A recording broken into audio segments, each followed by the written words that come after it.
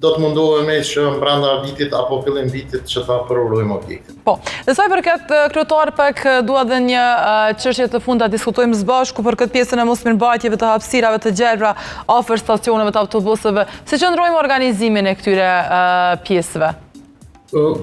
Po, ne kemi në ndërmarrje lokale që dua t'i falenderoj publikisht ata punëtorë që me të vërtet punojnë shumë dhe janë në gjendje gatishmërie në çdo moment që të mirëmbajnë do të thotë hapësirat publike.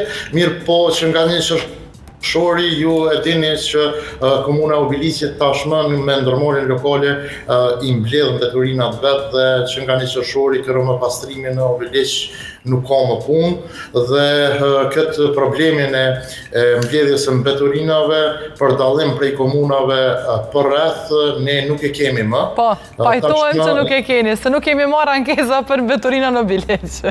Nuk keni me marrë ankesa për mbeturina në Obilic, ndërsa sa i përket mirëmbajtjes së porçeve, po është pranvera dhe fakti që e patëm edhe fillimin e mbledhjes së mbeturinave deri sot të stabilizohemi, ka raste ku diku mund të rritet më shumë bari se që duhet, por i lës qytetarët për mirëkuptim dhe shumë shpejt edhe kjo çështje më nuk do të ketë ankesa.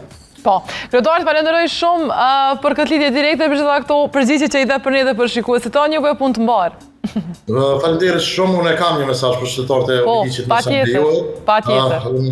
Nga një qershori, qytetarët e Obilicit nuk duhet më t'i paguajnë këto me pastrimit faturat, sepse nga një qershori faturat duhet t'ja paguajnë në për Kastriotit, pra komunës së Obilicit, faturat e mbledhjes së mbeturinave. Faleminderit shumë. Faleminderit juve. Fatmirësisht, pra nuk do të kemi të paktën në një vend, një lokacion probleme me mbeturinat. Faleminderit kryetar për kohën.